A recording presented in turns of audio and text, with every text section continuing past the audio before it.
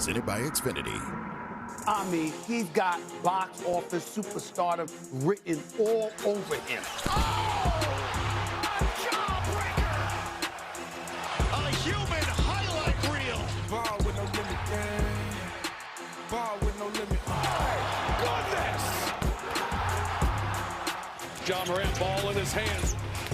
Oh, Ja Morant! Ball with no limit, yeah. Call 12. Might Ja Morant be on the move? Well, he started the season slowly. He dealt with some injuries, some instability with his role, but he started to turn it around over the last couple of months. And even with that, the landscape in Memphis, it has changed. They've pivoted in direction. They traded Jaren Jackson Jr. and seem to be shifting a little bit younger, maybe even towards a rebuild. So let's welcome in our reporter who covers the Memphis Grizzlies. Howdy, Tim McMahon. What can we expect here from Ja Morant as the deadline approaches rapidly?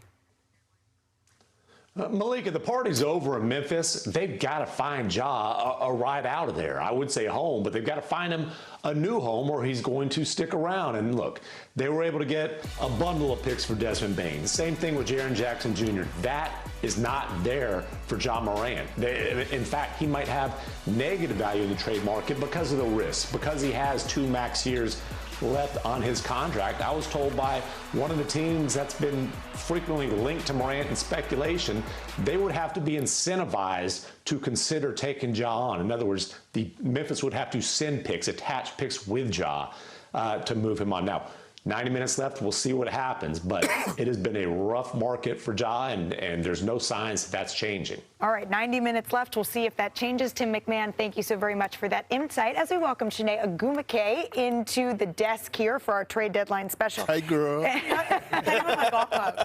Yeah, Kenny's always bringing the golf clubs here. Brian, I mean, is there what's the value for Ja Morant around the league right now? Well, something that McMahon just said there. My gosh, the idea that a team wouldn't just want Ja, but would actually want a draft pick in addition to Ja. And I think that's because the $87 million that he is owed after this season over the next 2 years, I think this is an incredible buy low opportunity in terms of what you'd have to trade for him. But the problem is it no longer becomes a low price when you owe him the $87 million. And so you look at a team like the Bucks. The Bucks are a team that has been desperate to find people to put next to Giannis.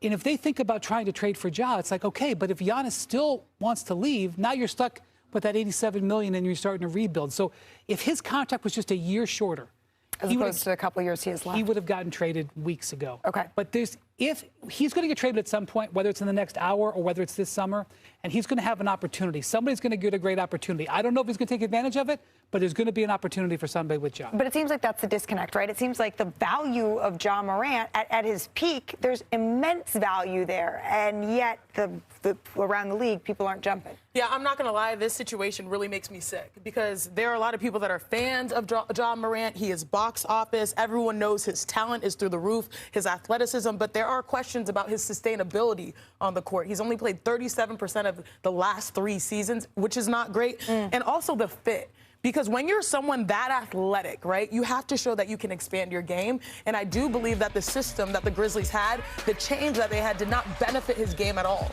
Knocking down outside shots, absolutely need a 3 as a guard in the NBA. And these are areas of growth for him. But nonetheless, you can't keep him in front. You can't keep him downhill from getting downhill. Those are his strengths. So I do think it's a tough situation overall. And you hate to see it because this is a guy that people want to see in prime time. Go ahead. Well, I mean, if we can honestly speak, Ja Morant trade value and everything that's happened after his off-court incidents. So after the suspension, now you're not working out with the team. Now you're prone to injuries. All of that comes from the stem of what happened off the court. And that is also the reason why, with his talent, people are apprehensive to say, well, we should make this move with him having max dollars. His talent is undeniable. LeBron James, who wasn't the greatest three-point shooter, he got downhill and he's able to dunk on people and Ja Morant is the mini version of that. It does not matter. People are worried if they also trade for him, his sustainability off the court as well as on the court. So now he has two-edged sword that people are worried about, Perk. It's not just one edge. It's both edges of the sword that they're worried about. I usually joke when I say this little saying, one foot in the grave, the other on the banana peel, but I'm dead serious when I say this. That's the situation when it comes down to Ja.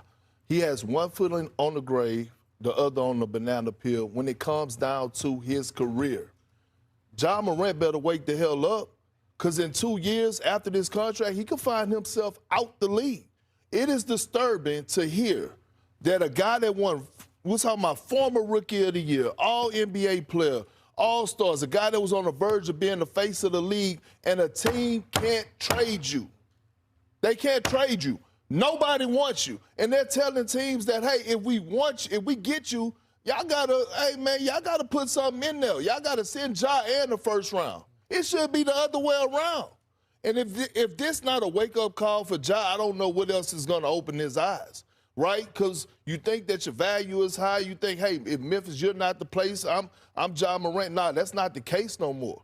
And that's when you look at the bigger picture. Forget the fact that they can't trade him. That's one side of it. But we're talking about a guy that's a supermax player that's on the verge of no team wanting him and possibly could be out the league in the next 2 years? So he missed 37% of his games in the last 3 seasons, Shanae. Yeah, and I love that you're going there, because in my heart and my soul, I feel like this is a make or break moment for him no matter what happens, because we know what's happening with the Memphis Grizzlies. They're in a rebuild, and wherever he ends up, when that destination is set, that's the opportunity that he has to seize. And you mentioned it. His talent is absolutely undeniable. No one can stop this right here in the NBA. He averaged the second most drives per game of the last 5 seasons. Ja, look at him getting to his bag downhill. This is what he's great at, just exploding. It does not matter if the help defender is there. You see the nice little up and down to finish that shot. But this is what separates him. You mentioned LeBron James, the comp. Well, if he was a guard, it's this guy, because we say blocked by James, blocked by Ja. On both ends of the floor, Ja Morant is an absolute game changer.